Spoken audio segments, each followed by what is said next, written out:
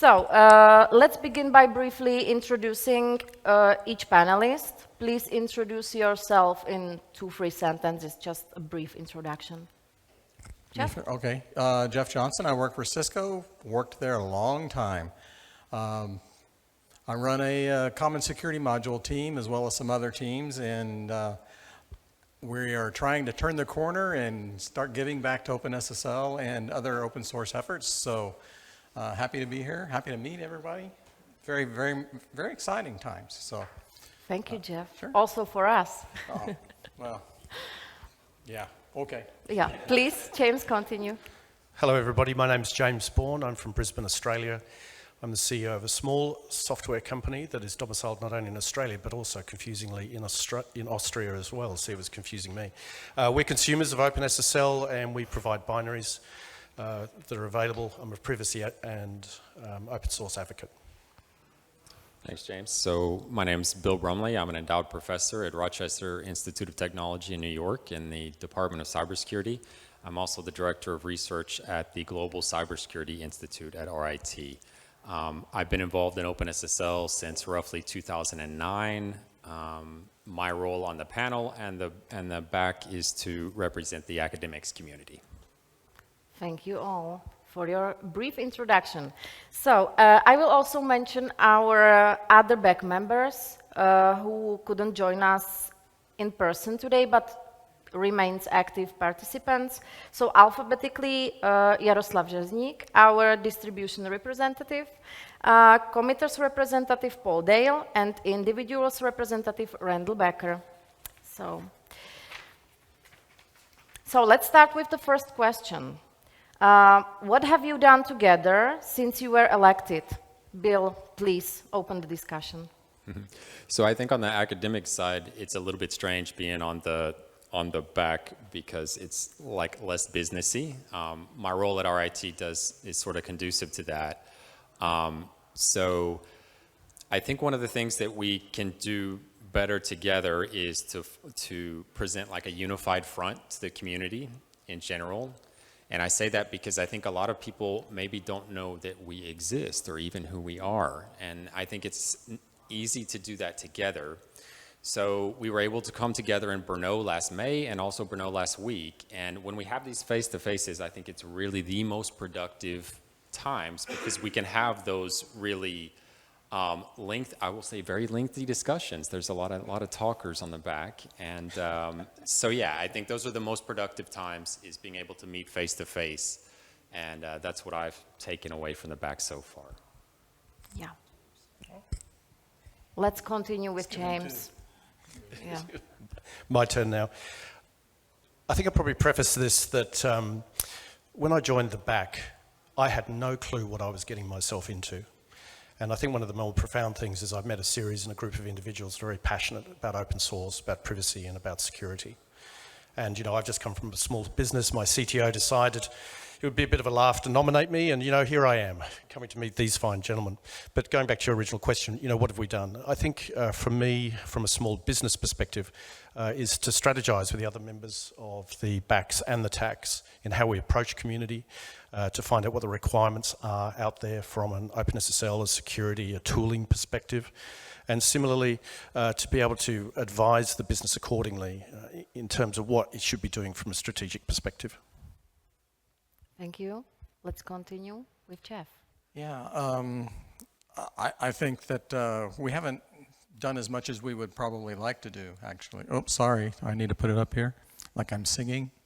Yeah. Okay. You don't want to hear me sing. I'm kind of no karaoke for me. Okay. So we did get together, as Billy mentioned, and we're starting to learn about each other. We're starting to learn about our common problems and problems that are unique to each of us. And so we're basically learning and trying to figure out how to better represent our relative, our communities.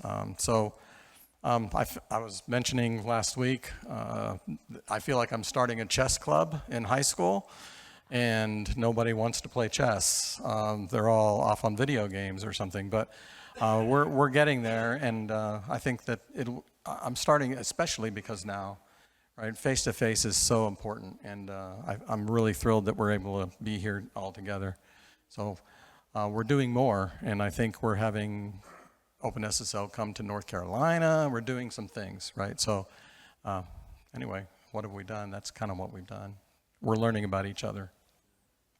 Yeah, thank you for your honest responses. I totally agree that the face-to-face interaction is the most precious thing. It's even more convenient to talk face-to-face than via the screen. It's more personally, and yeah, I really appreciate that you are here in person with us. Thank you. Let's raise the first topic, and let's start with James. Breaking compatibility is good, pain is good. James, do you agree? Do I agree? Well, I think in the context of larger corporations, probably not. They need that backwards compatibility. But from a small business perspective, you know, one thing that I have been talking to during my outreach is leaner versions of OpenSSL, for example, less reliance on historical APIs or deprecated features.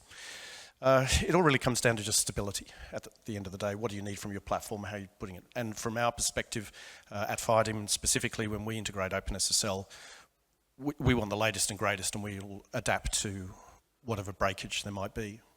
But right now, as I've come to understand, OpenSSL from a development perspective is somewhat conservative, so I have to abide by that. Okay, Jeff, what is your opinion? Yeah, James and I have had this discussion actually last week. We talked about this a lot. He wants to be on the bleeding edge, and from a Cisco perspective, corporation's perspective, we support so many different platforms and so many different OSs, not just even a single OS. Many, some proprietary, IoT devices, collaboration devices. If you came to my talk, you know that we support hundreds of different products and on hundreds of different architectures, some of them very old. So we have to support 102. I know a lot of people don't want to hear about that, but we must support 102. We must support 111. 110 is even out there on some of our things. So compatibility is important for us, and being able to provide security patches for a long, long time is very important to us. And now that said, how do you get the new stuff if you're always on the old stuff? And that is a constant challenge in my role at Cisco. We are pushing all the time. 3.x, 2 years ago, or whenever 3.x came out, I went around talking to business units all over, and I said, you guys need to move to this. What are your plans to move to this? Because this is going to be your route to PQ, et cetera. No one moved. Not a single business unit moved until you guys did your VIPS provider with PQ in it, and then all of a sudden, everyone was on fire, and now wanting to move, and now my team is overwhelmed. So I would love to be on the bleeding edge all the time, up front, but it's just, in our context, it's just impossible. So. Okay. Thank you. Bill, do you have any comments, ideas? So I think, you know, academics, it's always just forward-looking, not backwards-looking. You want the latest thing that, you know, from the paper you just wrote, you want that deployed in OpenSSL immediately. And it's like, okay, well, that's not really, and then, see, you know, being an academic, I understand that. Having contributed to OpenSSL, I understand that that is never going to happen. In the sense that, you know, OpenSSL is not going to upstream like stuff that is not heavily standardized. That's just the way OpenSSL, it's driven by standardization and assigning like OIDs and things to algorithms. So if you have not been through that process, it's just not going to work for you. So trying to find the balance between those to not push away the academic community, I think is a challenge for the back. Okay, thank you. Yes, you can. One quick little caveat. I do believe that provider architecture can help us with that, right? So we can create providers that are customized to our own needs and our own benefits, and we can have non-standardized stuff in there as long as we don't go to them when we break things. So I think the provider thing was a big, huge jump, so. Nicola, go ahead. Yeah, I had a comment on that, but you stole my I wanted to say exactly the same thing, that even though it might not go directly upstream, like a lot of work has been done all over the years, first engines, now providers, and I think a lot of academics might find a lot of value in providers to test their bleeding edge into OpenSSL and also having a path for integration in the longer term. So I definitely agree. Even with the providers, though, you are still restricted by certain APIs that are there, right? So if you have invented some crazy new thing of which, like, Kim API had to be added, right? This wasn't in OpenSSL. So if you invent some crazy weird thing and the API is not there, you're gonna have to wait or do it yourself. So you know, PR's welcome, right? That's.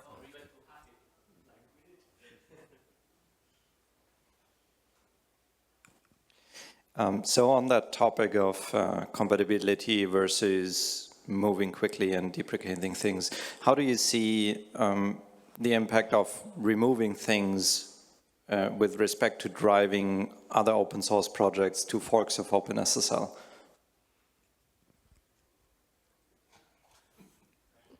I don't have an opinion on that. Thank you, James. So, I mean, academics just want to trash and burn everything. So you having to explain to someone with a PhD, like, why you can't just remove DES from OpenSSL, it just doesn't work that way. But I think Jeff probably has probably the best answer for this one. No pressure. How long y'all's company's been around a long time. Come on. We have. So this is a constant battle for us. I don't know about everyone else, but you know, so I've got two schools of thought. One is remove it all, and the other, and we've had these conversations in the back too. Remove it all or don't remove anything, right? And I don't. We have some teams that move very, very quickly inside Cisco, and they want to move all the time, and they're asking us. You know, they're doing things on their own, but then we have other teams that just do not want to move because they have long cycles. They've got legacy code, and they'd have to, you know, change. And so removing engines are in use quite a bit in Cisco. I don't know if everybody knows this, but engine, you know, are used a lot. We're trying to push people to get rid of engines. In fact, we're helping them to convert them, right, to provider framework. So it's tough. I don't think there's a perfect answer, right? I mean, it just depends on what you're trying to do. Like I said, we've got some businesses that move very quickly, and they don't have any problem with things changing and APIs breaking or going away or whatever.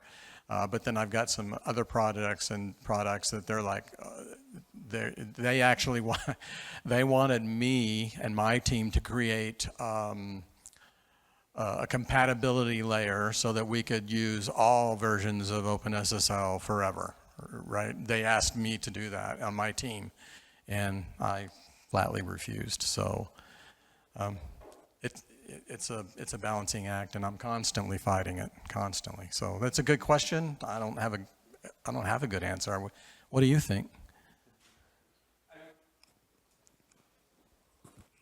In your case, internally at Cisco, where people are using engines, as far as I know, none of the forks support engines. So you're in a good spot that the only path they have forward is towards more modern OpenSSL. I'm concerned about all the open source projects that do not use engines and do not essentially care whether they use OpenSSL or AWSLC or Boring SSL or LibreSSL.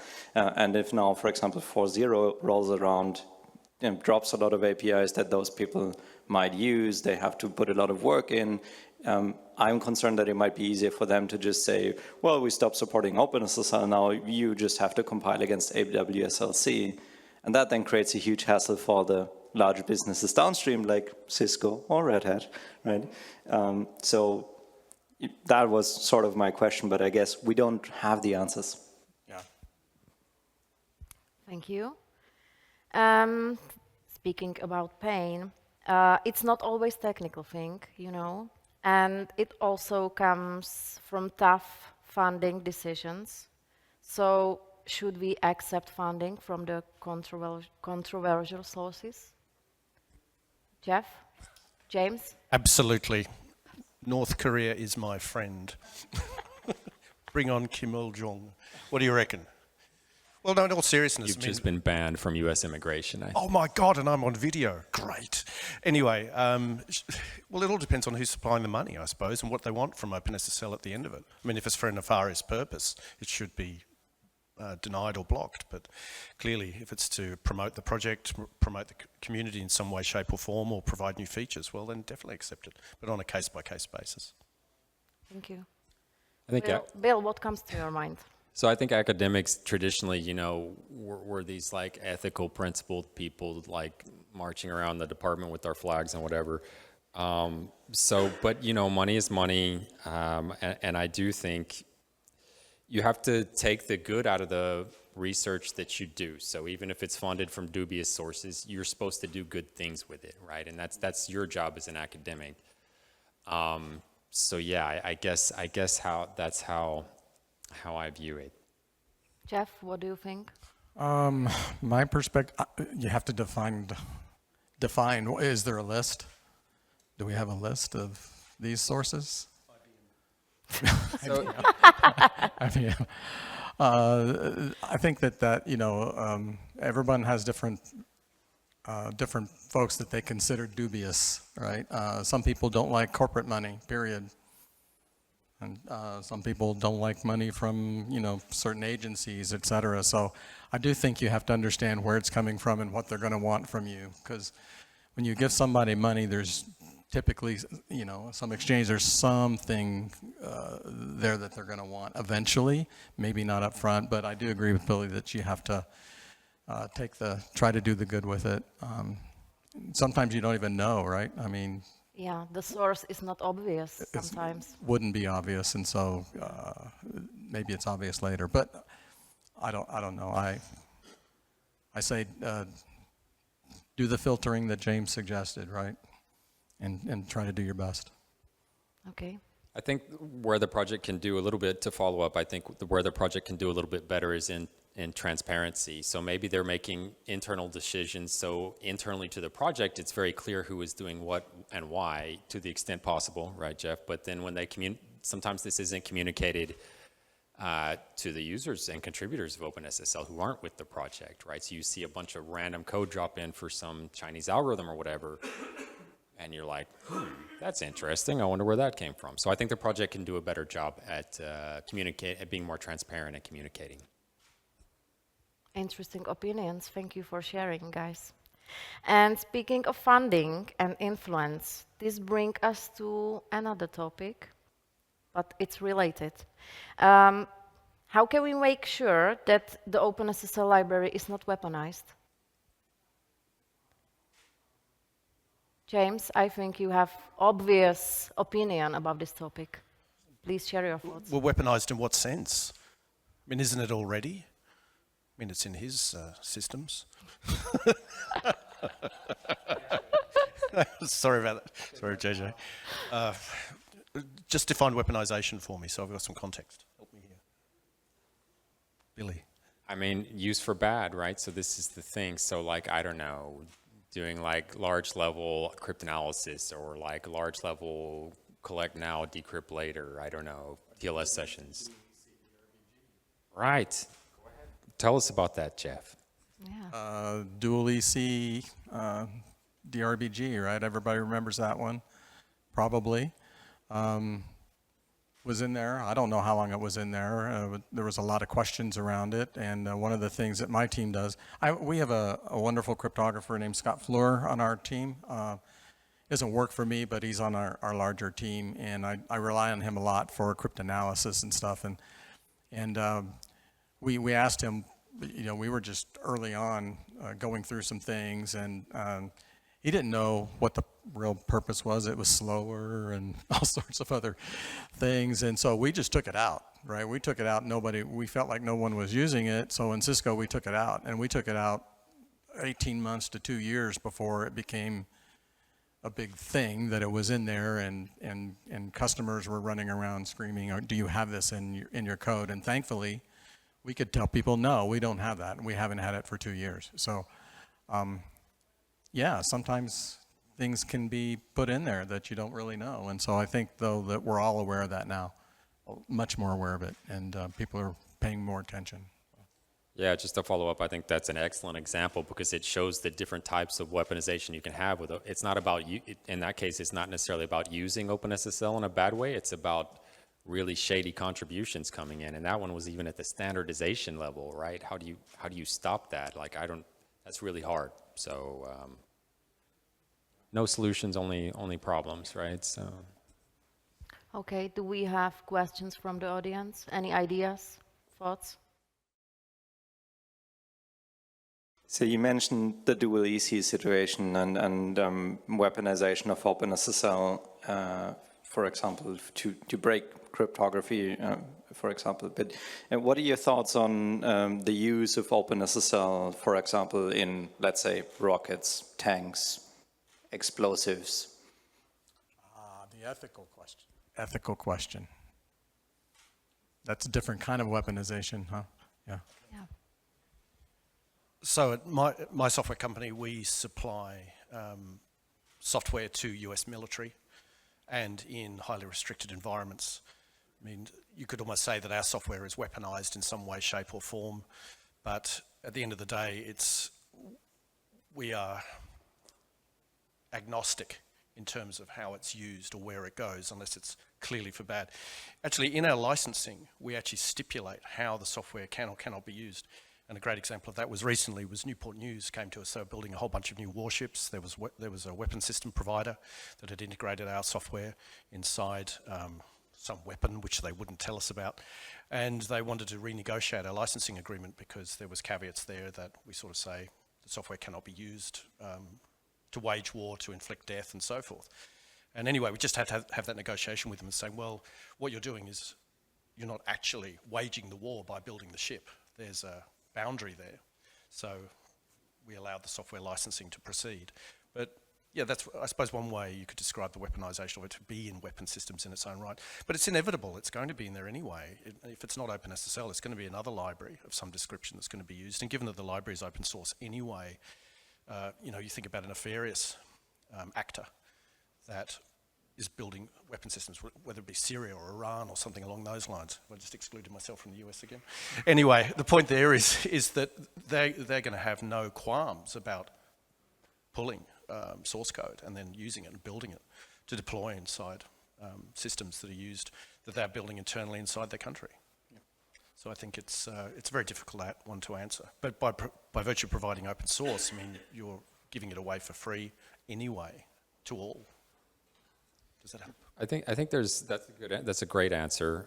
I think there's also a slight analogy in terms of like white hat hacking community, in the sense that if exploits are released and things like that, like I think we can take lessons from there. So I made my bones in like side channel analysis. I have written a lot on microarchitecture level. I've written a lot of really dubious code, like really shady code. And sometimes I step back and I look like, wow, I don't know if I should really be putting this in my paper. This is kind of nasty.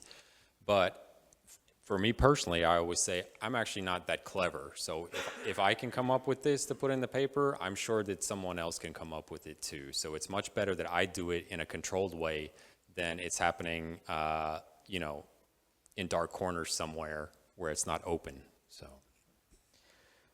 Where my mind went when I heard weaponization is, malicious code, right? Open source project. If somebody contributes code that may look benign, but may have unintended consequences in a very specific way that can be used, obviously, kind of a supply chain kind of attack, right? So I'm just kind of curious, I'm sure you've thought about this problem, but like what kind of controls does the project have in place to reduce the chances of something like that from happening?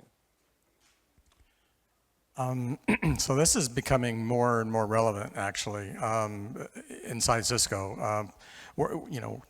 Just like everyone else, we use a lot of open source, and we get distros and all sorts of things, software coming from all sorts of places, and like this XYZ thing that happened, and so there's a lot of discussion about supply chain, third-party software, obviously. And one of the things that we're struggling with in Cisco, just to be honest and transparent, is single maintainer libraries. So And I have contrary thoughts on this one.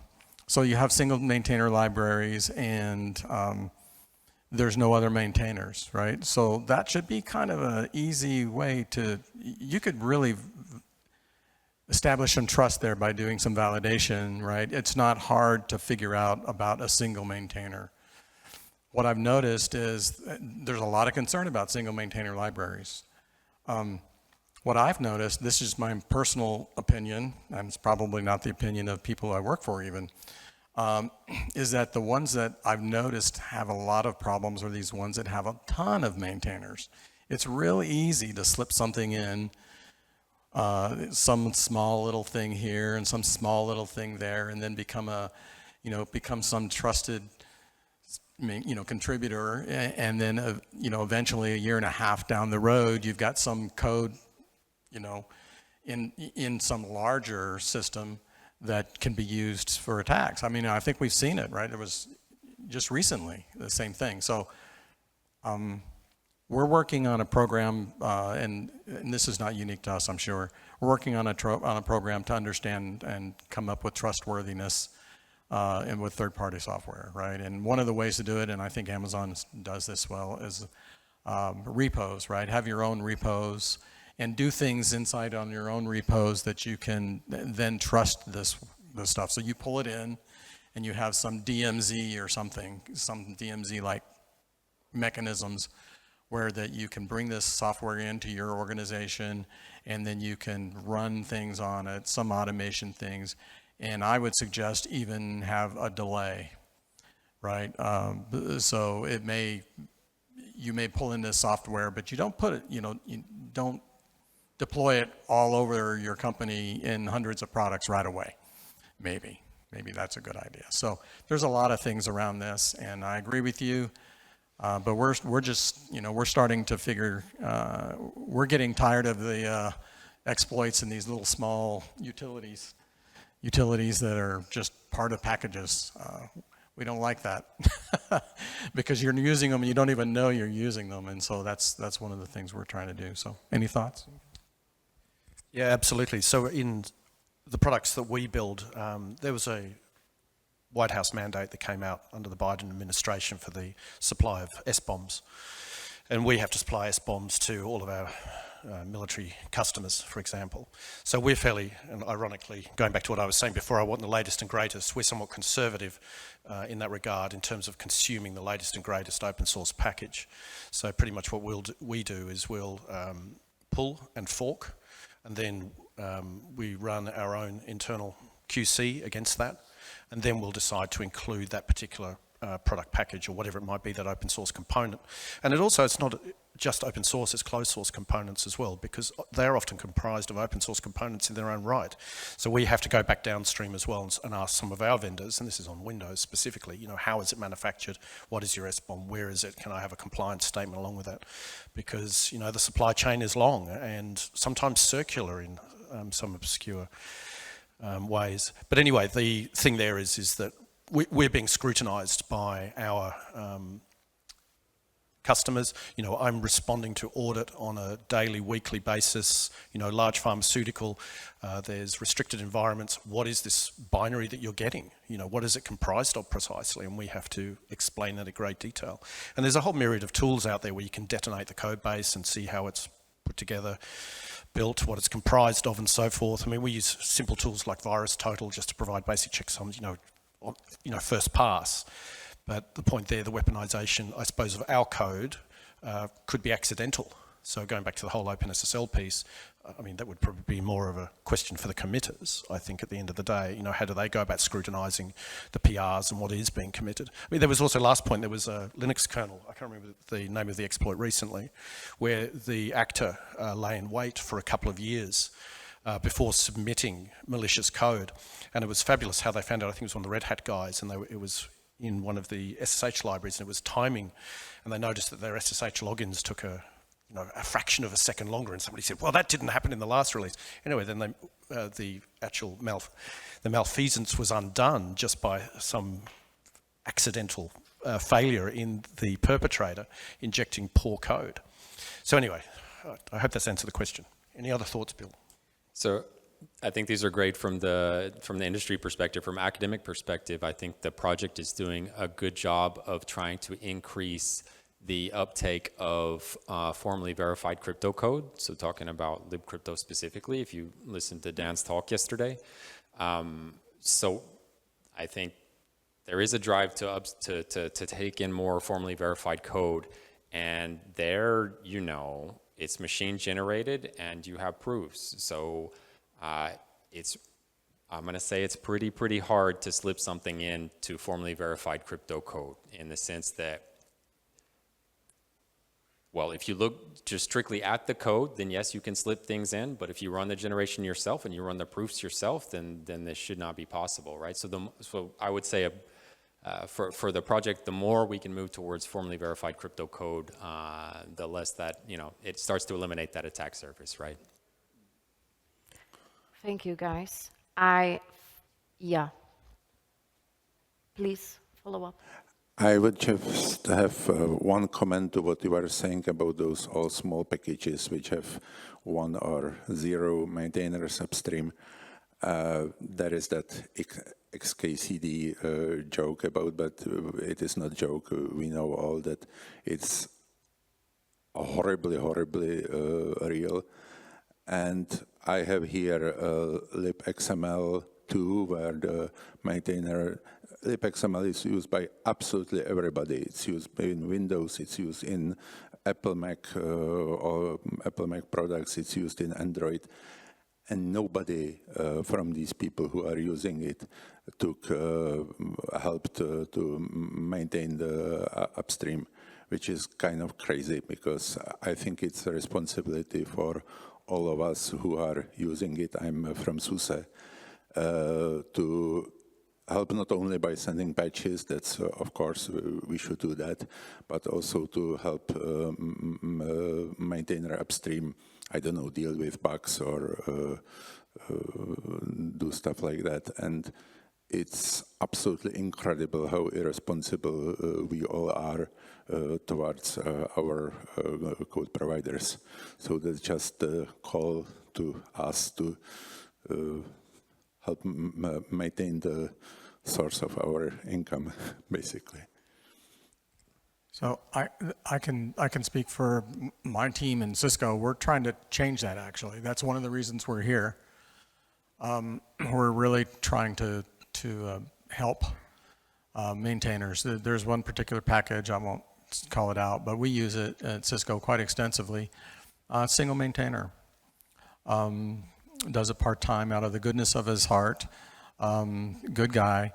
But there's, you know, when a company looks at this and they're looking across there, they're saying, hey, here's a single maintainer, he's in a particular country, we don't like this. And so we're trying to work to change that. We want to help him maintain, and he's open to that, right? And I think that's a very good sign, right, in and of itself. He's like, yes, help me, you know. We offered to help with a support contract, but he says, I can't maintain an SLA, right? And so, because he's a single maintainer, and he just can't do it. So we don't want to overwhelm in that, you know, in that sense, but we do want to offer, and so I've got people from my team who are trying to do that now. And so I agree. I think we need to do more, and we're trying to do more. And I'm hopeful that we can do even more. We have a small team now, and we're spread pretty thin, but I'm hoping to grow that effort and work with some folks that run open source office inside of Cisco, which, you know, has had limited success. I'm hoping to make it a change there too. So I agree. Also, not to make it all just about OpenSSL, you know, Tim was talking about a couple days ago in the keynote, right, that they're pulling on other projects like Bounty Castle and you know, so start shipping, you know, proposing those projects to be brought under the wing, right? So I mean, I would like to see more projects being supported by this infrastructure, right? So. I was just going to make one more comment about reducing your comment about attack surface. So one of the contributions we made to OpenSSL was to remove the dependency on the Microsoft Visual C runtime. So invariably in platforms that we deploy into, they'll have that additional payload as part of the installers. What we've put into OpenSSL is the fact that it'll use what's called a hybrid CRT in Windows now. So that means the CRT is being patched as the operating system is patched, and you're not having to provide supplemental patches. So anyway, it's just a practical example of how our customers come back to us and say, we don't want Visual Studio runtime at all on any platform. How do we address that? And then, again, it's protecting the code, de-weaponizing it, or assuring it in some better way, especially from a patch management perspective. So on the entire topic of a supply chain attack and a malicious contributor getting a commit into OpenSSL that might do something that it shouldn't, I essentially see three ways to avoid that. One of them is review. That already happens. The other one is static analysis. And then the third part of it is how do we make sure that the source code then actually matches the binary that ends up being shipped. So on those two latter points, static analysis and the fix for the source to binary equivalency, I think, is reproducible builds. What efforts does OpenSSL make, or should OpenSSL make, to improve in that area of static analysis and reproducible builds?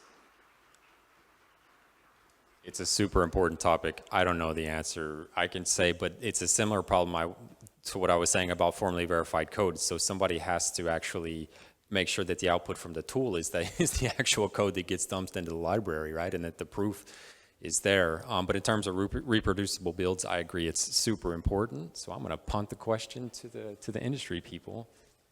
From a binary distributions perspective, which we offer, we have a specific Git commit, and we have a series of scripts, and you can actually just take the whole series of tools that we use to compile and build OpenSSL and package, and you can make it again and then use a SHA-2 checksum to verify it. So whilst we provide it in a binary format, you can just, as I said before, just take all of our scripting and so forth and just do it yourself, and you'll theoretically, unless you change that script, end up with a byte-for-byte compatible binary. Yeah, similar. So guys, just a final note for me. Yeah, we are almost run of time. Oh, wow, So that a went final fast. note, Jeff. I'm sorry, No, but you're good. we need to finish it like this. She's my boss here. He said it all the conference to me. She is my boss. She's my boss. He told it to everyone. But yeah, thank you. So just a final note from me. Please reach out to our panelists, to our back representatives after the session, and also anytime during the conference. And we value your feedback. We value your engagement. So please feel free to find them later. Thank you for your attention. Thank you for your questions. I really appreciate it.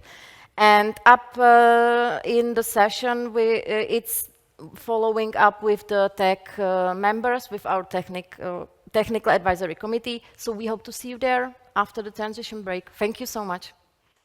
Thank you, guys. Thank you for coming.